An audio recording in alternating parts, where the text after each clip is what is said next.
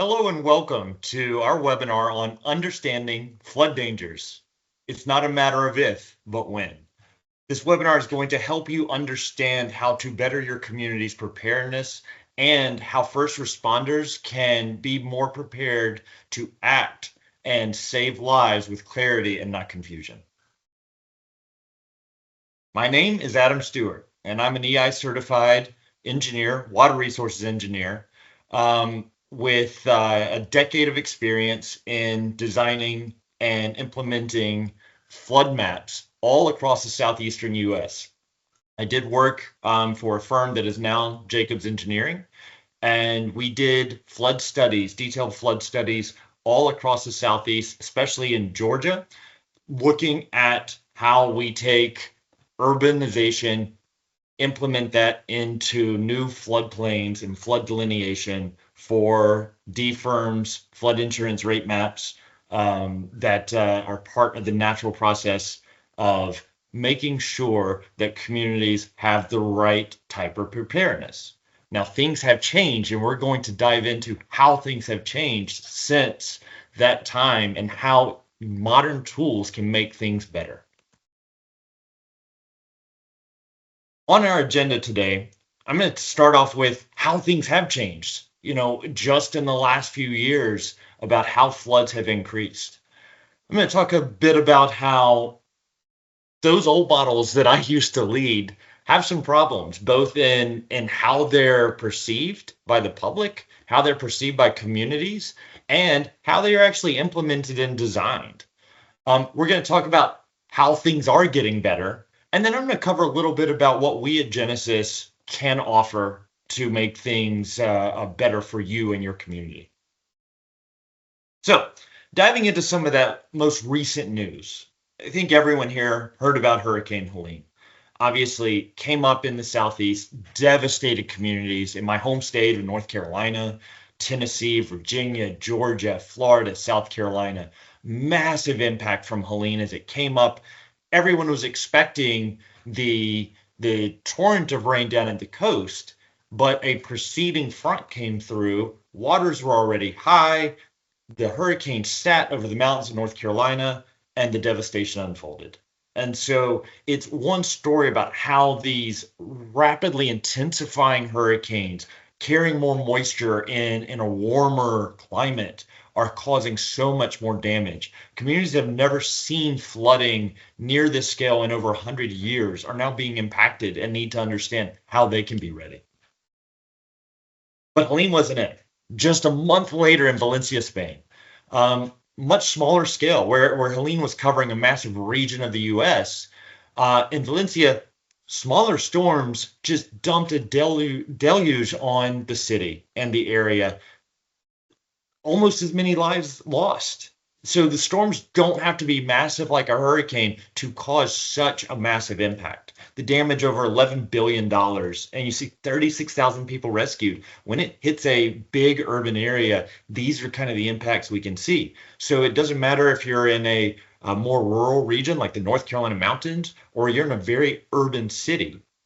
The loss of life, the damage to infrastructure, the damage to homes and people that just weren't expecting that this could ever happen to them, or communities thinking that we're safe from this because we're far from the coast, or we're in an urban area, there's no big stream near us. Storms, these intensifying storms, really can change how things are happening across the world. And speaking of that, it's not just limited to Europe or the United States or places where hurricanes are hitting. Although we did just recently have a massive hurricane that, or typhoon that hit in Australia, and the massive flooding around Brisbane that happened.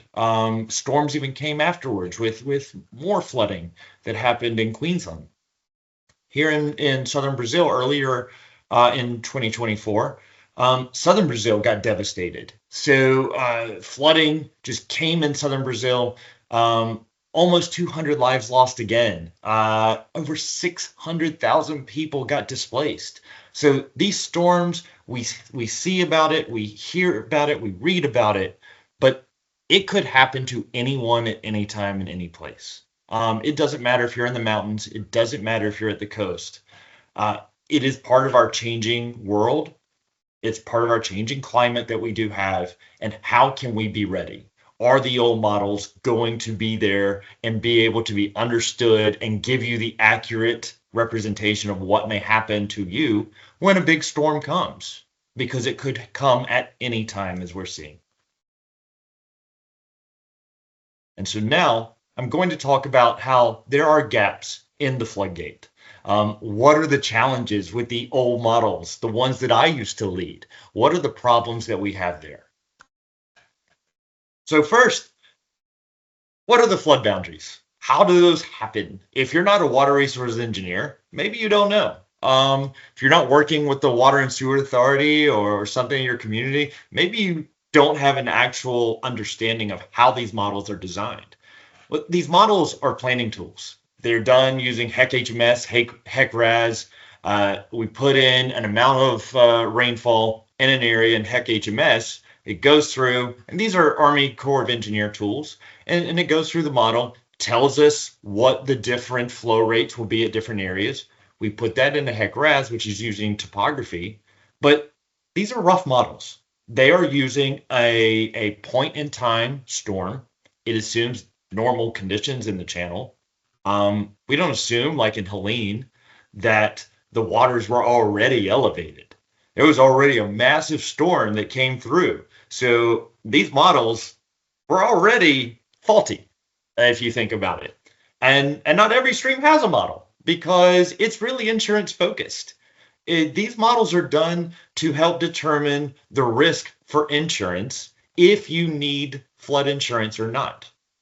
And maybe not even if you need it, if you're mandated to have it. So if you're inside that 100-year floodplain boundary or a zone AE, then you've got to have flood insurance. If you're just outside of it, you're good. And sometimes people actually pay an engineer to a professional engineer to go in and revise that flood model, make sure it's accurate around their home to maybe it gets moved just a little bit. And it's all very legal and valid because if it's accurate as it flows through, because we're doing big approximations. Maybe a couple 100 feet downstream, there's another cross section that happens. Well, what happens exactly at that house? Well, okay, if you can afford it, then someone can go in and revise the flood model. Well, what happens is, okay, it's moving by 10 feet. That house then no longer has the more expensive zone AE implications for higher insurance. The house didn't move. The whole stream didn't change. We just got more accuracy of that cross section. But if the waters are already high and then a 100-year storm comes through, what does that mean? It means the house is still in just as much danger as it ever was.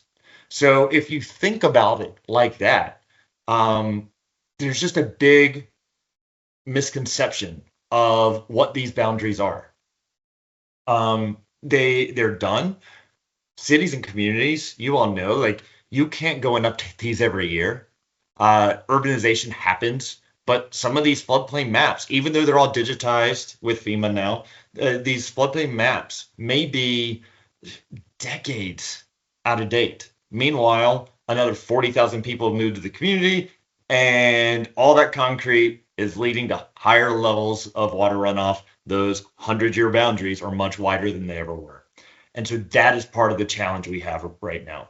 These models are great. They are great tools. Engineers spend a lot of time building them, but they are costly studies to do floodplain modeling impact analyses for a community. It's very expensive. And so you're not going to go in every other year and update these. But again, it's all about insurance. And what is 100-year? What is not 100-year? Does it really matter?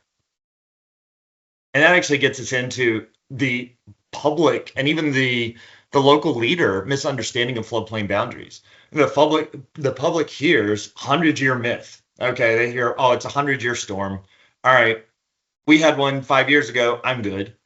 And it's this false sense of security. People think they're okay. They don't really understand how those models were created, that it is almost a perfect scenario of dumping a 100-year rain event on that area. And maybe things haven't changed, but they probably have. And maybe the approximation works for that area. Maybe the channel delineation is just a little bit off downstream versus here. There's a beaver dam that even impacted things, raised water levels, or a tree down, or different types of debris, or a bridge got washed out. And that impacts because all of a sudden your floodway and floodplain boundaries are just different. But beyond that, they don't understand it's 1% chance of it happening every single year. And that's just the 100-year, because that is what matters for insurance. Well, how about the 500-year? How about the 1,000-year? We are seeing storms like that. The examples we showed, those were 100-year storms. And so these communities are being impacted across the board because storms are getting worse, and the 100-year floodplain really doesn't matter that much anymore. It's still there for insurance. It makes sense. We want people to be safe for their properties and that protection. But for saving lives, people have a false sense of security because there's not the understanding of what a 100-year storm really means. So, and if people think they're safe, they're not going to evacuate. They're just going to take it upon themselves. Oh, it's raining. I've never flooded before. I'm safe. And then you have a risk of life. We can't move homes, but we can move lives. We can move automobiles out of danger if people are given enough warning. And again, all of this is because these maps are expensive. They can then be outdated. It's using that historical data. Things shift over time.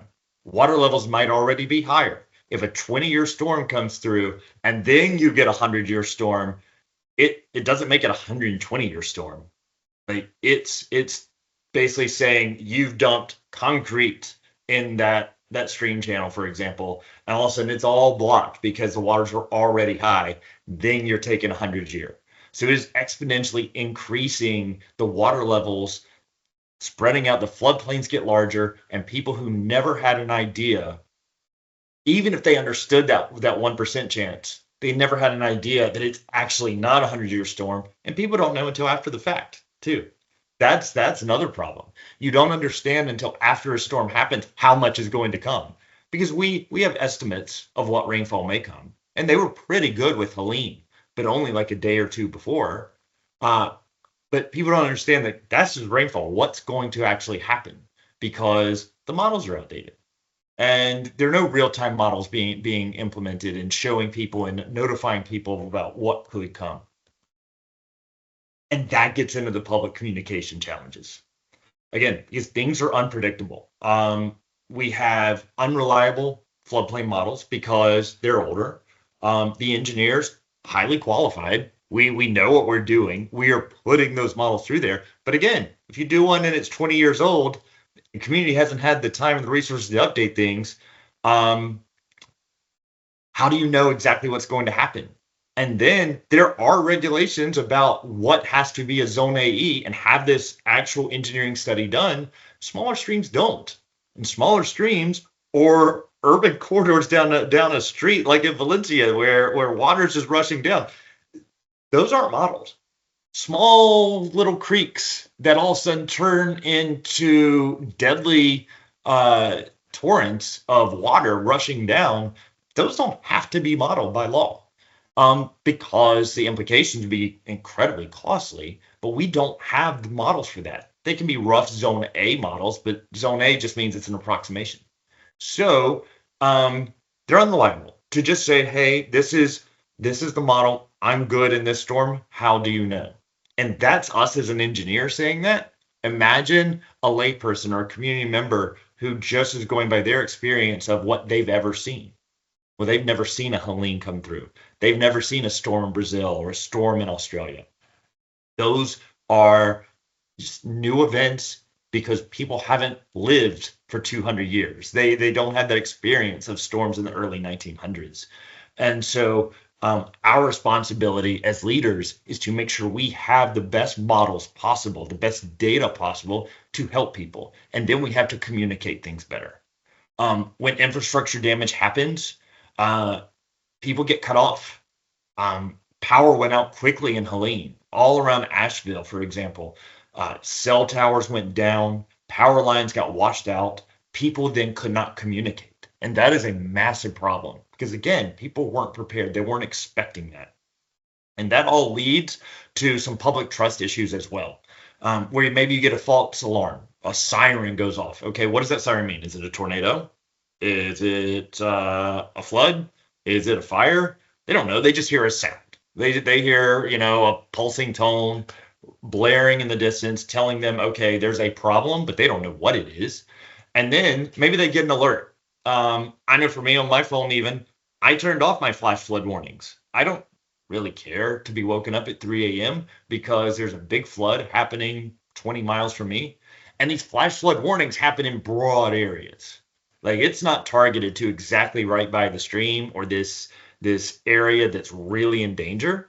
And so what ends up happening is people take their past experiences, they turn off these warnings so they don't want to get woken up for no reason, and they just start to ignore alerts because they are so used to getting alerts and warnings and notifications that don't impact them directly. And that's fine until it isn't fine. And that is the problem. So people ignore them, they'll deactivate things, and all of a sudden they have a false sense of security. They go to bed and they wake up with water rising in their bedroom that they've never seen before because their phone was off. Or they turned off the warnings because they didn't care that the road down the street usually gets washed out, but now it's impacting their home. Okay, so now that we've dived in and covered those problems that we have, what solutions are out there that help us address them? I talked a lot about the models, and as great as HEC HMS, HEC-RAS are in giving us those flood insurance rate maps, we have new models that use AI technology in helping us look at that real-time change and projection of where those floodplain models will be. If you look on the left, that's looking at HEC-RAS. We've got the models. They go through, make sure we delineate the floodway. But again, that's using that point in time. But if we look at the real-time models using more detailed topography now, we're not just looking at approximations between cross sections. And we aren't just assuming that the flow coming from HEC HMS was just giving us this baseline flow rate. Now we're able to say, okay, there was already a 25-year storm that came through. Now we're throwing a 500-year storm on top of it. What does that mean for our models? Now we can see that in real time with the technology that we have. So then people are able to get a better understanding of what is coming. You as community leaders can look at these new models and be able to let people know more effectively of what is going on. And so you can just tell everybody in a whole area that with the new models, the projections, the rainfall projections that are coming, these are the threats we see. And maybe you only have a few hours to let them know, but those few hours can save lives. Those few hours can let them load precious belongings in their cars, their pets. They load up, they can get out of harm's way. For people who don't have transportation, you can be able to get in there before those waters rise and rescue folks. And again, we can't move their homes. We can't move their apartment buildings. We can't move businesses, but we can save the lives of the people who are there. And so while the damage might still be high and costly, it might help us lower those numbers of lives lost. And it might help us make better zoning and building plans in the future because we've got better understandings of where these flood threats really reside. And so maybe even that total cost starts to come down over time as well as we start to build and urbanize our communities more responsibly for the modern storm threats that we have, because now we have better models and better data out there. And it's not just about having those better models, but it's communicating to the right people at the right time. So now we can say, hey, community member, you're in a flood area, and we're going to only send you a notification when you are in danger. You're not going to necessarily get the NWS flash flood alert. You can turn that off, but we can send you a dedicated alert to your area because you are in that flood boundary. If you see the flood boundary here on the right, you can target that directly to those people. That technology exists. That's going to allow you to then make sure that people don't have that false sense of security. They don't have alert fatigue, but they're going to get notified only when there's a problem that matters to them. Um, that'll also help you better operate across your shared partners and emergency response. Citizens can go in and look at the maps and see the kind of danger they may be in. Maybe they can see these updated flood models. And so they're not having to go in and understand what a zone AE is and what that implies for them and are they in danger. They're not going to have the time, the understanding to make those kind of decisions to uh, make themselves safe. You can help them along the way. And again, it helps at planning. It helps in the building and the zoning and the regulations. So overall, we get better and more prepared for the floods that are coming in the future. And finally, what happens when those cell towers get washed out or the power lines get knocked down because the floodwaters are that high? Um, at that time, you can't rely on notifying people in with their cell phones. You can't. TV doesn't matter. Power's out. So what can you do? And people don't understand, as I mentioned, about what is that siren tone? Is it a flood? I don't know. Is it a hurricane? Is it a tornado? Is it a fire? Uh, Understanding, especially in the middle of an emergency, and having people discern that a long siren tone means this versus two short ones means that, that is not a reliable way to keep people safe. So using actual acoustic devices that are out there and communicate with words to people to say, hey, there is a flood emergency, please evacuate now. And only the people in that area would be hearing it, can broadcast for miles. It's got solar backup. They have satellite connectivity, so you can still use those. Even when those cell towers are down, the power's out, you can still communicate to everyone. So they don't have to be reliant on the internet. They can hear directly from you and a message you're projecting through speakers. So it is really a great way to keep people safe, no matter the threat that can be out there. That's important, not just for floods. Maybe there's an active shooter, there's a wildfire, you need people to shelter in place. There's a hurricane. Being able to communicate with words is how people really understand the threat to make sure they keep themselves, their friends, and their families safe. So now that we've covered all of that, I'll also share, as you saw on an earlier slide, I'm also our head of product marketing and marketing here at Genesis. And so building on my civil engineering and water resources engineering expertise, now I've joined Genesis and I want to tell you how, with all those solutions out there, how we can help. Across our Genesis Protect platform and LRAD, we have the tools that you can then use and implement to keep people safe no matter the hazard that could be approaching, including floods.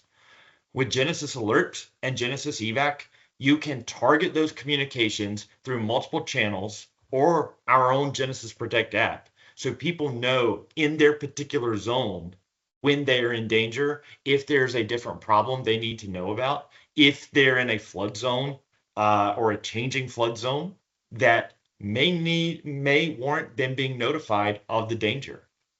Our acoustics and our LRAD allow you to communicate with clear voice signals, messages, letting people understand clearly that they are in danger. And so you're not just sending a siren tone with acoustics and LRAD, you're communicating to them clearly from large distances, again, miles away, what the danger may be. You're in flood danger. Floodwaters are dangerously rising. Please evacuate now.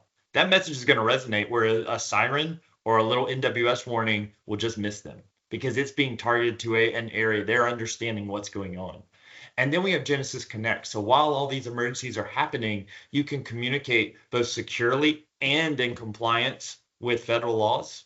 Of across your agencies, being able to communicate in real time, sharing in groups, sharing in instant messages of what's going on. So you're all working on the same page. It's all about having a common operating picture. So you're responding as one team to save the lives and protect people in your community.